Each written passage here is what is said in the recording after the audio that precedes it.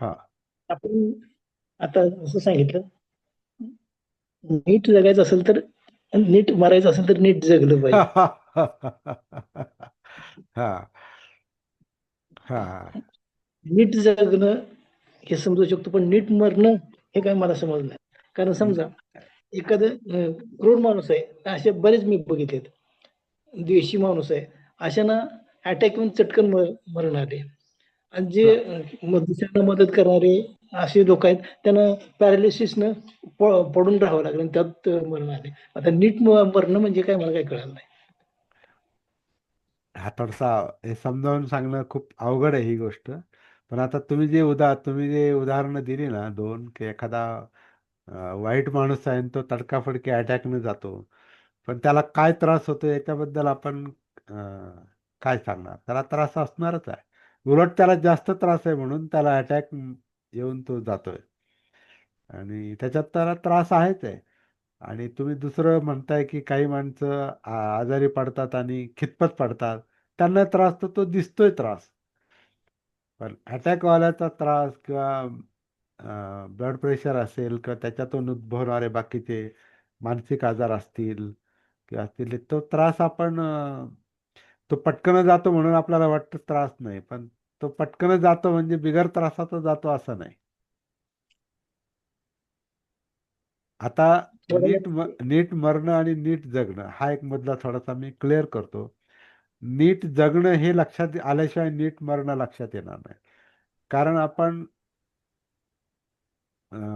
एक गोष्ट तर आपल्या लक्षात येत चालली की आपलं चित्त मन जसं आहे, जे आपण अनुभवतो, म्हणजे आपलं भय असेल, आपली अस्थिरता असेल, आपली अस्वस्थता असेल, आपलं घाबरणं असेल, आपल्या चिंता असतील, मनातल्या चिंता, किंवा आपलं लोभ आणि द्वेषाची जी त्याच्यामुळे असलेली जी पळापळ आहे, हे सगळं जर आपण सतीमध्ये अनुभवत असू, तर आपल्याला हे लक्षात येतं की आपलं चित्त कसं विचलित होतं, कसं डिस्टर्ब होतं, आणि त्याच्यामुळे आपल्यावर काय परिणाम होतो, आपल्या बोलण्यावर काय परिणाम होतो, कृतीवर काय परिणाम होतो. त्याच्यामुळे उद्भवणारे आजार आपल्याला कधी कधी लक्षात येत नाही की कशामुळे काय झालं, परंतु त्या आजाराचं पण मूळ जे आहे ना, ते आपल्या विस्कळीत चित्तामध्ये आणि विचलित मनामध्येच आहे.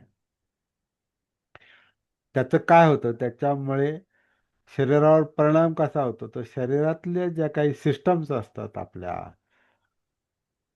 सिस्टम्स म्हणजे समजा आपला मेंदू आणि जे पाठीचा कणा मागाशी मी जे सांगितलं म्हणजे मज्जासंस्था, त्याच्यामध्ये फॉल्ट निर्माण होऊ शकतो. किंवा नर्वस, आता याच्यामध्ये फॉल्ट निर्माण होते म्हणजे काय, की त्यातल्या अनेक ग्रंथींवर त्याचा परिणाम होतो. जसं समजा आता एखाद्याच्या मनात खूप राग असेल तर त्याची काय, कोणत्या ग्रंथी, ॲड्रिनल, किरण कांबळे सर किंवा संदीप त्रिभुवन सर, ॲड्रिनल ग्लॅन्ड कोणत्या ज्याच्यामुळे हा तुम्ही पिट्युटरी ग्लॅंड, पिट्युटरी ग्लॅंड. पिच्युटरी ग्लॅन्ड ही मेंदूत असते, परंतु पचनक्रिया बिघडवणारी, पित्त निर्माण करणारी पित्ताशय ग्रंथी जी असते, त्या ग्रंथी स्रावतात. ऍक्च्युअली काय होतं, आपलं जे विचलन तयार होतं ना शरीरामध्ये, पॅनक्रियास. हा जे असतं पॅनक्रियास, हे शुगर, पॅनक्रियाटिक ज्यूस हा शुगरशी संबंधित आहे. नाही आपलं, मला त्यातलं हे नाही, म्हणजे ठीक आहे. तांत्रिक तांत्रिक शब्द आपल्याला माहिती नाही, त्यामुळे आपण आत्मविश्वासानं ते बोलायचं पण नाही उत्तम, म्हणजे असं ओढून ताडून. त्याच्यासाठी आपण एखादा तज्ज्ञ, आपण डॉक्टर आपण बोलू शकतो आपल्या एखाद्या सत्रामध्ये. पूर्वी आपण एका डॉक्टर आणलेला आहे आपल्या सत्रामध्ये, आणि त्यांना सांगितलेलं आहे की शरीर आणि मनाचं जे हे कार्य आहे ज्याच्यामुळे आजार उद्भवतात, तर त्याचा काय संबंध आहे हे सांगा म्हणून आपण त्यांना बोललो होतो. पण त्यांना काय ते त्यांनी सांगितलं नाही, कारण त्यांना ते लक्षात आलं नसेल, असं असेल. पण सिस्टम्स आतल्या माहिती करून घेण्यासाठी आपण त्यांना बोलावलं होतं. तर मुख्य मुद्दा काय आहे का, आपल्या हे जो मानसिक बिघाड आहे, चित्त आणि मनातला हा जो मानसिक बिघाड आहे, त्याचा शरीरावर जो परिणाम होतो तो बहुधा त्या सिस्टम बिघडतात आपल्या ह्या. म्हणजे पचनक्रिया बिघडते किंवा श्वसनक्रिया बिघडते किंवा हार्टची क्रिया बिघडते किंवा मेंदूतली क्रिया बिघडते किंवा डोळ्यावर परिणाम होतो, कानावर परिणाम होतो. आता हा सायनस वगैरे हे सुद्धा कदाचित त्या जुन्या सवयी त्याचा पण परिणाम असू शकतो. काही असू शकतो. मला अजून त्याचा शोध लागला नाही. आता ते माझ्यासाठी काम आहे ते. पण त्याचा परिणाम आपल्या याच्यावर होतो. शुगर, बीपी हे तर त्यात सगळं सरळ सरळ सायकोलॉजिकलच सांगितलेलं आहे. मानसिकच सांगितलेलं आहे जास्त करून. आता ते कसं आहे, ज्यांना तो त्रास आहे त्यांनी ते बघावं, ते शोध घेऊन. हा आपल्यासाठी हा एक संशोधनाचं काम आहे, लक्षात घ्या. तर जगताना आपण हे संशोधनाचं काम करू शकलो आणि नीट जगू शकलो, तर आपलं चित्त शांत असणार आहे, मन शांत असणार आहे. आणि नैसर्गिकपणे जेव्हा मृत्यूची वेळ येईल तेव्हा ते नीट मरण असणार आहे. तर कसबेंच्या प्रश्नाला हे उत्तर आहे, नीट जगलं की नीट मरता येईल. पण एवढा फार टोकाला जाऊन विचार करायची गरज पण नाही. आपल्याला नीट कसं जगायचं एवढंच जरी लक्षात आलं किंवा तेवढंच काम आपण जरी केलं तर मरणाचं काही चिंता करायची गरज नाही. ते ते असेल ते असेल ते. नाही तर त्याला आपण कसं मग त्याला आपण, कारण मरण ही आपल्यासाठी निगेटिव्ह गोष्ट आहे, भयकारक गोष्ट आहे. आणि भयकारक याच्यामुळे आहे की आपण अ, सत्य स्वीकारलेलं नसतं जीवनातलं. म्हणून आपण जन्म स्वीकारतो, मरण नाही स्वीकारत. आपण आरोग्य स्वीकारतो पण आजार नाही स्वीकारत. आपण जेव्हा मानसिकदृष्ट्या चांगले असतो ते स्वीकारतो आपण. चांगल्या जेव्हा अवस्था असतात त्या स्वीकारतो, पण वाईट अवस्थांचा आपण विचार पण करत नाही. नाही नाही, ते आपलं नाही, असं जणू काही ते धरून चालतो. पण दोन्ही एकाच नाण्याच्या दोन बाजू आहेत. जन्म आणि मृत्यू, आजार आणि आरोग्य, तरुणपण, म्हातारपण, काळं पांढरं, ब्लॅक व्हाईट हे एकाच नाण्याच्या दोन बाजू आहेत. सुख आणि दुःख एकाच नाण्याच्या दोन बाजू आहेत. दुःख नसणं म्हणजे सुख आहे. सुखाचं स्वतंत्र अस्तित्व नाही. दुःख हे सत्य आहे. जिथं दुःख कमी असतं तिथं सुख असतं. जेवढं दुःख कमी तेवढं सुख जास्त. ते परस्पर एकाच नाण्याच्या दोन बाजू आहेत. त्याला स्वतः वेगळं करता येत नाही. आणि जिथं निब्बाण प्राप्ती होते तर असं म्हणतात तिथं सुखदुःखाचा प्रश्नच नाही. ते बॅलन्स स्टेट ऑफ माइंड आहे, ते संतुलित मन आहे. ते सुखाने हुरळून जात नाही, दुःखाने होरपळून जात नाही, दुःखाने विचलित होत नाही. तिथं सुख आणि दुःख ते कारण दोन्ही स्वीकारलेले असतात. आता बुद्धांना काय दुःख नव्हतं काय, बाबासाहेबांना दुःख नव्हतं काय, परंतु ते त्यांचं मानसिक दुःख नाही बनलं. म्हणून आपण तशी सुरुवात केलेली आहे. आपला आजार हा आपल्या मनाचा आजार नाही बनला पाहिजे. ती साधना दिसते मला. तर हे काही गोष्टी मी पहिल्यांदाच बोलतो बरं का, म्हणजे असं नाही की आधीच विचार केलेला आहे. तर चर्चा करता करता चिंतन क्रिया जी चालू चालू आहे त्याच्यातून काही गोष्टी बाहेर पडतात. तर कसबे सरांच्या प्रश्नाला अशा प्रकारे मी स्पष्टीकरण देऊ शकतो. नीट जगणं, नीट मरणं. पण त्याच्या फार टोकाला जाण्याची गरज नाही. मरणाचा जास्त नका विचार करू, जीवनाचा जगण्याचा विचार करू. जो जिवंतपणात जे कार्य करायचे आत्ता त्याच्यावरच फोकस करायचा, म्हणजे वर्तमानात इथं.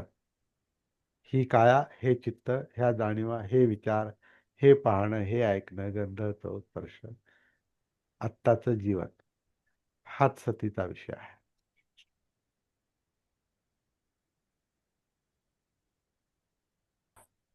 हा. मी तसं आजारावरती मात केलेलीच आहे. हे सगळे म्हणजे आजार नाहीतच माझ्याकडं. कुठलाही म्हणजे दवाखान्याच्या रिपोर्टाप्रमाणे कुठलेही आजार नाहीत, ऑक्सिजनचा भाग सोडला तर.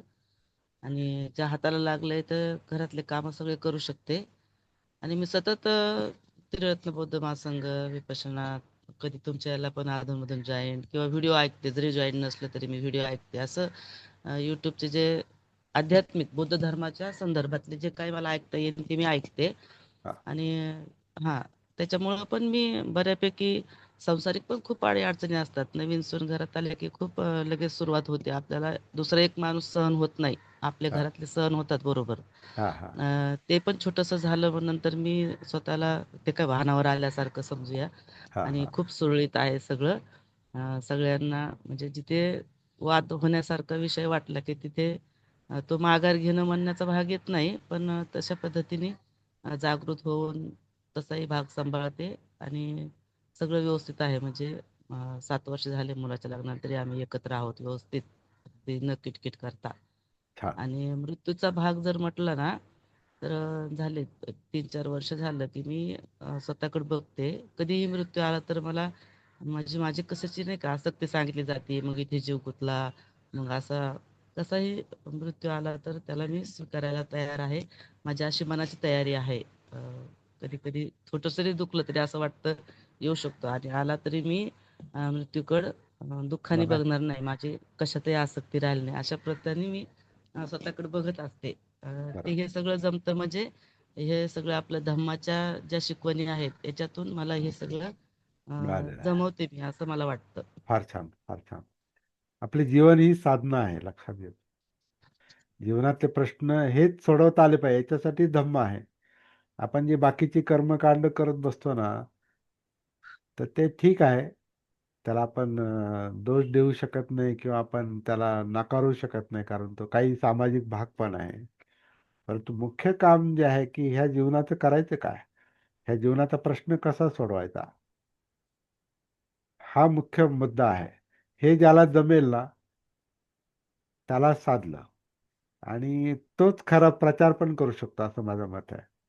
आणि जीवन जगत असताना मी कुठल्या स्त्रियांना, नातेवाईक असतील किंवा कोणी असतील, यांना मला माझ्या पद्धतीने काय मदत करता आली तर मी सतत करत असते. हेच आपल्याला करायचं, हे मुख्य काम आहे. बुद्धांचं जे इतरांना सांगणं असायचं ना, की तुम्ही लोकांना मदत करा. आता आपण जे म्हणतो ना, आपल्याला पण अशा ह्या जागृतीच्या कार्यशाळा ज्या आहेत ह्या जास्तीत जास्त आपल्याला चालवता आल्या पाहिजे, भरवता आल्या पाहिजे. आणि व्यक्तिगत पातळीवर पण आपल्याला आपला जेवढा अनुभव आहे तेवढा आपल्याला शेअर करता आला पाहिजे, सांगता आला पाहिजे. सक्ती नाही, परंतु जे प्राप्त केलंय तर त्या प्राप्तीला धरून काय ठेवायचं. हा मला मिळालंय मग माझ्या पुरतच राहील, ठेवील, असा संकुचित दृष्टिकोन नंतर राहत पण नाही. परंतु तसा प्रयत्नपूर्वक तसं एक अ, अ, कल्याण मित्रता संपूर्ण धम्म म्हटलेला आहे बुद्धांनी. कल्याण मित्रता म्हणजे काय, आपलं कल्याण झालंय ना तर कल्याण वाटा, त्याला कल्याण मित्रता म्हटलेलं आहे. कल्याण मित्रता म्हणजे फक्त संपर्क, बोलतो, गप्पा मारतो, फिरतो,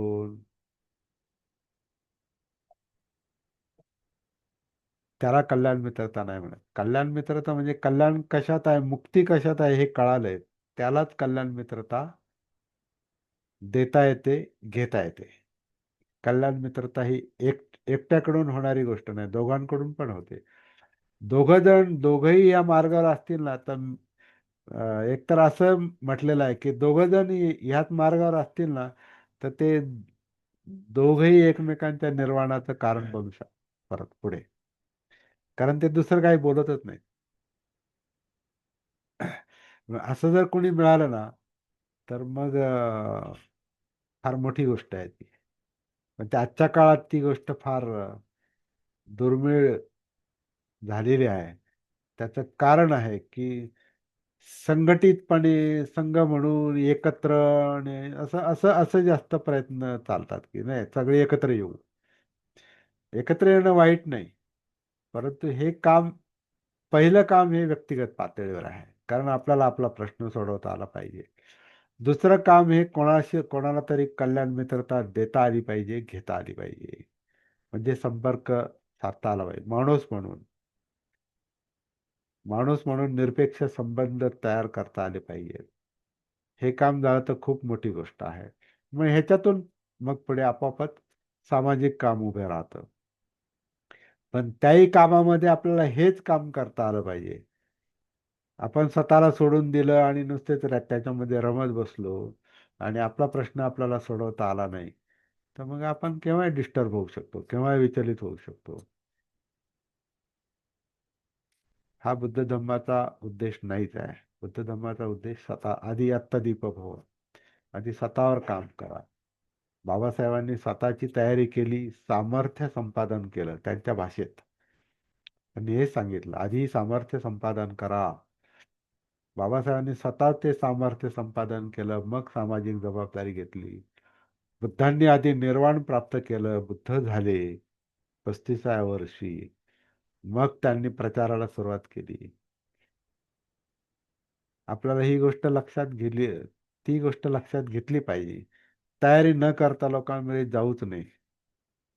आणि गेलं म्हणजे जावं तर लागतंच, कारण आपण समाजामध्ये वावरतो. परंतु अर्धवट ज्ञान लोकांना देऊ नये. ती एक प्रकारे आध्यात्मिक हत्याच आहे, मी म्हणतो.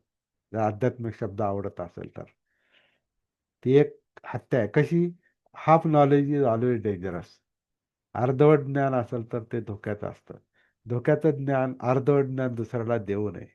त्यापेक्षा मौन पाळा, गप्प बसा. मित्रतेमध्ये तुम्ही भेटा, बोला, पण शिकवायचा प्रयत्न करू नये जर आपल्याला ती गोष्ट माहीत नाही तर. असं जास्त चाललेलं असतं. दोन टोकाच्या गोष्टी चाललेल्या आहेत समाजामध्ये, हे मी पाहतो. एक तर काही माहिती व्हायच्या आधी सांगायला सुरुवात करतात आणि काही असे आहेत की काही सांगत नाही, बोलतच नाही, दुसऱ्याला सांगायचंच नाही. अशी एक शिक्षण, असं एक शिकवण दिली जाते. हे दोन टोक आहेत आणि दोन्ही बौद्ध मार्गावर नाहीत, असे माझे मत आहे. एक तर काही काळाच्या आतच बोलायला सुरुवात करा आणि दुसरं अजिबातच बोलायचं नाही. वर्षानुवर्ष बोलत नाही, 50-50 वर्ष साधना करतात आणि इतरांशी बोलत नाहीत. आणि दुसऱ्या बाजूला थोडंसं शिकतात, लगेच सांगायला सुरुवात. ती प्राप्ती झालेली नसते, ती मुक्तीचा विषय कळालेला नसतो आणि दुसऱ्याला सांगायला जातात. दोन्ही गोष्टी घातक आहेत. त्याच्यामुळे एक पांगापांग पण आहे समाजामध्ये. म्हणून हे लोक यांच्यात मिसळत नाहीत, हे यांच्यात मिसळत नाहीत. आणखीन तिसरे पण काही लोक आहेत जे सगळं सगळं सारखंच आहे म्हणतात. नाही, तो आणखीन तिसरीच गोष्ट आहे. आणि चौथा वर्ग आहे जो कशातच नको, उदासीनता आहे. असे काही भाग पडतात. तर लक्षात घ्यावं लागेल आणि हे सगळं आपल्याला लक्षात आणून देणारी आपली जागृती असते, आपली सती असते. म्हणून साधनेवरच लक्ष दिलं पाहिजे.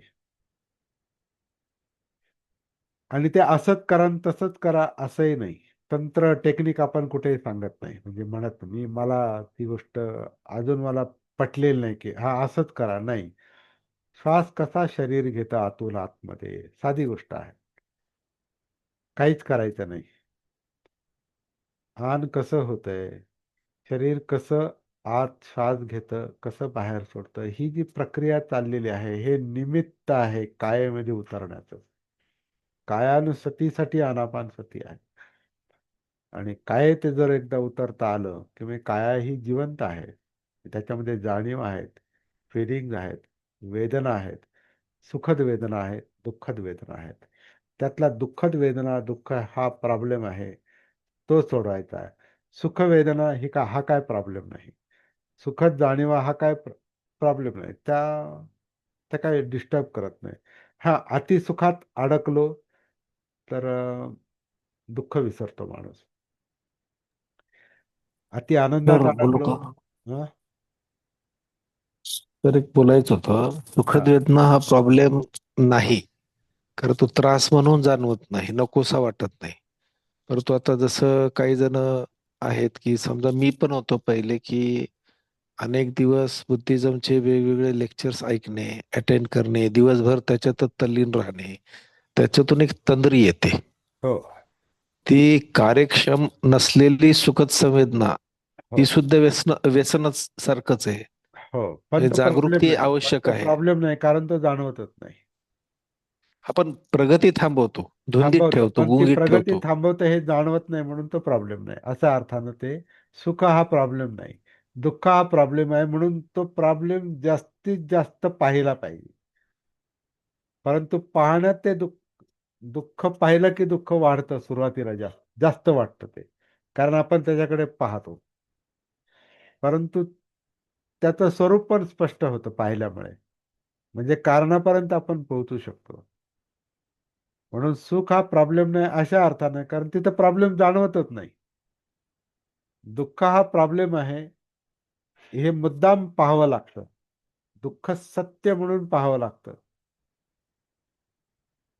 ते सत्य म्हणून पाहिलं तर कधी कधी ते जास्त वाटतं, जास्त दुखल्यासारखं वाटतं. परंतु किमान त्याच्याकडं पाहता पाहता त्याचं कारण तिथल्या तिथं सापडतं. अशा अर्थानं आपण त्याच्याकडे पाहू शकतो. तर सुख वेदना दुःख वेदनामध्ये दुःख हे मुद्दाम त्याला विषय बनवावा लागतो. त्याला विषय बनवावा लागतो, तर त्याच्यातून बाहेर पडता येतं.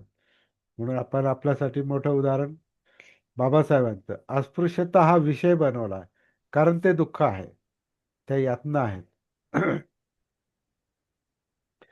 त्या व्यक्तिगत यातना पण आहेत, सामाजिक यातना पण आहेत. त्यावेळेला जास्त होत्या, बाबासाहेबांच्या आधी आणखीन जास्त होत्या. कारण बाबासाहेबांच्या काळात काय गळ्यात मडकं आणि त्या झाडू बिडू हे गोष्टी तेव्हा नव्हत्या, त्या पेशवाईच्या काळात होत्या. म्हणजे त्याचं ते टोक होतं. पण त्याची बाबासाहेबांनी आठवण करून दिलेली आहे की या थरापर्यंत ते गेलेलं आहे. बाबासाहेबांच्या काळामध्ये ते होतं, पण तेही त्रासदायकच होतं. न शिवणं हे खूपच त्रासदायक होतं. तर त्याला त्यांनी विषय बनवलेला आहे, त्याला त्यांनी टाळलं नाही. आपण आजही पहा, आपण जातीचे प्रश्न, अस्पृश्यतेचे प्रश्न, त्रासाचे प्रश्न आपण टाळतो, तिथून बाहेर पडायचा प्रयत्न करतो. आणि बाहेर पडल्यामुळं ते ते संस्कार जाणार कुठं, ते वळण आपलं जाणार कुठलं, ते आपण असं पाहू शकतो. गावातला महारवाड्यातला त्रास आपण मोठ्या शहरातल्या झोपडपट्ट्यांमध्ये नेलेला आहे. ते मुद्दाम नाही झालं, ते संस्कार बरोबरच येणार ना. म्हणून आजही आपला समजा स्लम एरिया आहे, जो झोपडपट्टीतला जे दुखणे आहेत, त्याचं स्वरूप जे आहे ना, ते या आपल्या महारवाड्या मागवाड्यातल्या किंवा वस्तीतल्या दुखण्याशी ते त्याचं हे येतं. म्हणून तीच भांडणं तिथं, तेच वादविवाद तिथं, तेच विचार प्रक्रिया कुठे बदलली, लोक भानावर नाही आले ना. बाबासाहेबांना पुढचं काम तेच करायचं होतं, परंतु त्यांना तो वेळ मिळाला नाही. धर्मांतर झालं आणि ते गेले आपल्यातून. त्याच्यामुळे पुढचं जे प्रशिक्षण होतं ना, त्यांनी हेच केलं असतं, मला खात्री आहे. पहिल्या टप्प्यामध्ये त्यांनी महारवाडी सोडा, गावं सोडा, शहरामध्ये या, म्हणजे स्वतंत्र व्हा तिथून. पण आता इकडे आल्यावर ते कुठे जाणार, ते तिथेच घुसले जिथे पहिले लोक आले होते. कारण इथली ती एक व्यवस्थाच अशी आहे की माणसं एक पटकन एक ग्रुप तयार होतो, आणि मग तिथे पण तेच वादविवाद, तीच व्यसनाधीनता, तीच भांडणं, त्याच सवयी, तोच खचलेला आत्मविश्वास, तेच हेवे दावे, तेच जे इकडं असायचं. तर हे मानसिक परिवर्तन हे नंतर बाबासाहेबांना अपेक्षित असणार आहे, म्हणून बुद्धाच्या मार्गावर जायला सांगितलं. त्यांनी प्रश्न तिथं सोडून नाही दिला. आता आपण त्या परिस्थितीतून बाहेर पडलो, एक काम झालं. ज्या परिस्थितीत मी जन्माला आलो, हिंदू म्हणून जन्माला आलो, हिंदू म्हणून मरणार नाही. हिंदू म्हणून जन्माला आलो, ते माझ्या हातात नव्हतं, पण मी हिंदू म्हणून मरणार नाही, ते माझ्या हातात आहे. ही प्रतिज्ञा व्यापक अर्थाने वेगळीच आहे ती पुढे. ठीक आहे, हिंदू म्हणून मी जन्माला आलो, अस्पृश्य म्हणून जन्माला आलो, याचा अर्थ असा, ते माझ्या हातात नव्हतं. अस्पृश्य म्हणून मी मरणार नाही. परंतु आता त्या परिणामातून, अस्पृश्यतेच्या परिणामातून बाहेर कसं पडायचं, ही पण पुढची प्रतिज्ञा आपोआप आहे, जी 22 प्रतिज्ञामध्ये येते खरं म्हणजे. हे काम राहिलेलं आहे. बाबासाहेब लवकर गेल्यामुळे हे काम राहिलेलं आहे. त्यांनी सुरुवात करून दिली. ह्या गोष्टी आपल्याला लक्षात घ्याव्या लागतात, घेतल्याच पाहिजेत, तरच ते काम पूर्ण होईल. नाहीतर मग अर्धच काम झालं. आपलं काम अर्ध झालेलं आहे आणि ते चक्र उलट फिरणार नाही, पण काही सांगता येत नाही. पूर्ण पूर्ण उलट नाही फिरणार चक्र. जी बाबासाहेबांना भीती होती, हा गाडा मी मोठ्या कष्टाने इथपर्यंत आणलेला आहे, तो पुढे नेता नाही आला तरी चालेल, परंतु किमान मागे जाऊ देऊ नका. ती भीती